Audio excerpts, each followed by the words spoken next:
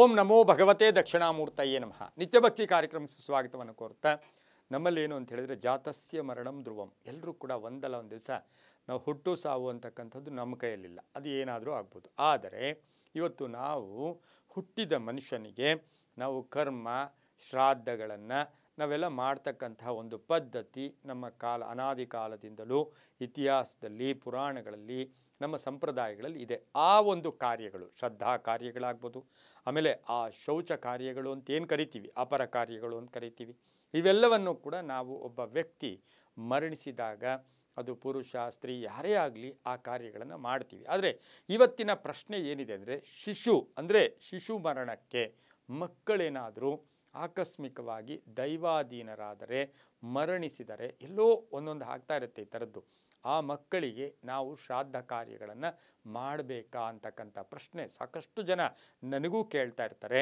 ಅದನ್ನು ಧರ್ಮಗ್ರಂಥಗಳನ್ನು ಅವಲೋಕನ ಮಾಡಿ ಅಧ್ಯಯನ ಮಾಡಿ ನಾವು ನೋಡಕ್ಕೆ ಹೋದಾಗ ಶಿಶು ಮರಣಕ್ಕೆ ಕೆಲವೊಂದು ವಿಧಿವಿಧಾನಗಳು ಕೂಡ ಇದೆ.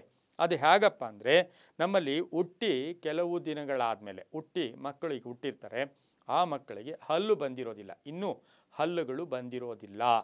ಅಂತಹ ಮಕ್ಕಳು ಹೆಣ್ಮಕ್ಳಾಗ್ಬೋದು ಗಂಡು ಮಕ್ಕಳಾಗ್ಬೋದು, ಹಲ್ಲು ಬರದೇ ಇರತಕ್ಕಂಥ ಮಕ್ಕಳು ಎಲ್ಲೋ ಕೆಲವು ಕಡೆ ಅವೇನಾದರೂ ಆಕಸ್ಮಿಕವಾಗಿ ಮರಣಿಸಿದರೆ ದೈವಾಧೀನರಾದರೆ ಆ ಮಕ್ಕಳಿಗೆ ನಾವು ಯಾವುದೇ ಕಾರ್ಯಗಳನ್ನು ಮಾಡಬೇಕಾಗಿಲ್ಲ, ಮಾಡಬಾರ್ದು, ಮಾಡೋಷ್ಟಿಲ್ಲ. ಆ ಮಕ್ಕಳನ್ನು ಜೊತೆಗೇನು ಅಂತ ಹೇಳಿದ್ರೆ ಅದರ ಜೊತೆಗೆ ಅಂತಹ ಮಕ್ಕಳಿಗೆ ಅಗ್ನಿ ಸಂಸ್ಕಾರ ಮಾಡಬಾರ್ದು. ಅದು ಯಾವುದೇ ಒಂದು ಆ ಒಂದು ಇದರಲ್ಲೂ ಹುಟ್ಟಿದ್ರೂ ಕೂಡ ಅದನ್ನು ಜಾತಿ ಅಂತೀವೋ ಅಥವಾ ಯಾವುದೇ ಒಂದು ಪದ್ಧತಿಗಳಲ್ಲಿ ಆ ಮಕ್ಕಳು ಹುಟ್ಟಿದ್ರೂ ಕೂಡ ಆ ಮಕ್ಕಳಿಗೆ ಹಲ್ಲು ಬಾರದ ಮಕ್ಕಳೇನಾದರೂ ಮರಣಿಸಿದರೆ ಆ ಮಕ್ಕಳಿಗೆ ಅಗ್ನಿ ಸಂಸ್ಕಾರ ಮಾಡೋಂಗಿಲ್ಲ. ಕೇವಲ ಆ ಮಕ್ಕಳಿಗೆ ಖನನ ಅಂದರೆ ಭೂಮಿಯಲ್ಲಿ ಹೂಳ್ತಕ್ಕಂಥದ್ದು, ಭೂಮಿಗೆ ಅರ್ಪಣೆ ಮಾಡ್ತಕ್ಕಂಥದ್ದೇ ಆಗಿರುತ್ತೆ. ಹಾಗಾಗಿ ಹಲ್ಲುಗಳು ಬರದೇ ಇರತಕ್ಕಂತಹ ಮಕ್ಕಳಿಗೆ ಅಗ್ನಿ ಸಂಸ್ಕಾರ ಮಾಡಬಾರ್ದು, ಖನನ ಮಾಡಬೇಕು. ಜೊತೆಗೆ ಯಾವುದೇ ಶ್ರದ್ಧಾ ಕಾರ್ಯಗಳಿಲ್ಲ, ಯಾವುದೇ ಶೌಚ ಒಂದು ಕಾರ್ಯಕ್ರಮಗಳು ಕೂಡ ಅಲ್ಲಿ ಇರೋದಿಲ್ಲ ಅಂತ ಹೇಳುತ್ತೆ. ಇನ್ನು ನಾವು ನಮ್ಮ ಪ್ರೀತಿಗೆ ಆ ವರ್ಷಕ್ಕೆ ಒಂದು ಸರಿ ಸ್ಮರಣೆ ಮಾಡ್ಕೊಳ್ತಕ್ಕಂಥದ್ದು, ಒಂದು ಫೋಟೋ ಇಟ್ಟು ಅದನ್ನು ಜ್ಞಾಪಕ ಮಾಡ್ಕೊ, ಇವೆಲ್ಲ ಅವರವರ ಭಾವಕ್ಕೆ. ಜೊತೆಗೆ ಪರಾಶರ ಸ್ಮೃತಿಯ ಪ್ರಕಾರ ಹೇಳುತ್ತೆ, ಮಗುವಿಗೆ ಕೇಶಮುಂಡನ, ಮಗುವಿಗೆ ಅಂದರೆ ತಲೆಗೂದಲೆನ್ನಾದರೂ ನಾವು ತೆಗೆಸಿದ್ರೆ ಆ ಮಗುವಿಗೆ ನಾವು ಶ್ರದ್ಧಾ ಕಾರ್ಯಗಳನ್ನು ಮಾಡಲೇಬೇಕು.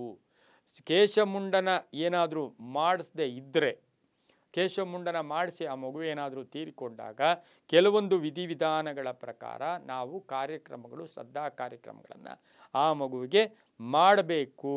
ಕೇಶಮುಂಡನ ಮಾಡದೇ ಇದ್ದು ಅದು ಹಾಗೆ ಕೂದಲಿದ್ದು ಅದೇನನ್ನು ತೀರಿಕೊಂಡಾಗ ಅದು ಕೂಡ ಮೈಲಿಗೆ ಅಲ್ಲ, ಅದು ಕೂಡ ಯಾವುದೇ ಕಾರ್ಯಕ್ರಮಗಳು ಮಾಡಬೇಕಾಗಿಲ್ಲ. ಆದರೆ ಇವೆಲ್ಲಕ್ಕೂ ಕೂಡ ಈ ಥರ ಮಕ್ಕಳೇನಾದರೂ ತೀರಿಕೊಂಡಾಗ ದಾನ ಧರ್ಮಗಳನ್ನ ಮಾಡ್ಕೋಬೋದು, ಮಾಡ್ಬೋದು, ಅನ್ನದಾನ ಇನ್ನೊಂದು ಮತ್ತೊಂದು ಮಾಡ್ಬೋದು. ಅದು ಸಹ ಆ ಮಕ್ಕಳಿಗೆ ಕೆಲವು ಸಾರಿ ಹೇಳುತ್ತೆ, ಒಂದು 11 ವರ್ಷದ ಒಳಗಡೆ ಮಕ್ಕಳೇನಾದರೂ ತೀರಿಕೊಂಡಾಗ ಆ ಮಕ್ಕಳಿಗೂ ಸಹ ಕೆಲವು ಶ್ರದ್ಧಾ ಕಾರ್ಯಗಳನ್ನು ಮಾಡೋದು ಅಷ್ಟು ಶುಭ ಅಲ್ಲ, ಇಲ್ಲವೇ ಇಲ್ಲ ಅಂತಕ್ಕಂಥದ್ದು ಕೂಡ ಪರಾಶರ ಸ್ಮೃತಿಯಲ್ಲೂ ಇದೆ. ಕೇಶಮುಂಡನ ಮಾಡಿಸಿದ್ರೆ ನೀವು ಕಾರ್ಯಕ್ರಮ ಮಾಡ್ಕೋಬೇಕು, ಶ್ರದ್ಧಾ ಕಾರ್ಯಕ್ರಮ ಮಾಡ್ಕೋಬೇಕು, 11 ದಿನದ ಕಾರ್ಯಕ್ರಮ ಇದೆಲ್ಲ ಮಾಡ್ತೀವಿ. ಕೇಶಮುಂಡನ ಮಾಡಲಿಲ್ಲ ಅಂದರೆ ಅದು 9 ವರ್ಷ ಮಗುವಾದರೂ ಕೂಡ ಅದಕ್ಕೇನು ಮಾಡಬೇಕಾಗಿಲ್ಲ, ಹಲ್ಲು ಬರದೇ ಇದ್ದರೆ ಆ ಮಕ್ಕಳಿಗೇನು ಮಾಡಬೇಕಾಗಿಲ್ಲ ಅಂತ ಹೇಳ್ತಾ, ಎಲ್ಲವೂ ಕೂಡ ನಮ್ಮ ಸಂಪ್ರದಾಯ, ನಮ್ಮ ದೇಶ, ನಮ್ಮ ಒಂದು ಅನಿಸಿಕೆಗಳು ಅಂತ ಹೇಳ್ತಾ, ಸರ್ವೇ ಜನ ಸುಖಿನೋ ಭವಂತು, ಸಮಸ್ತ ಸನ್ಮಂಗಳಾನಿ ಭವಂತು.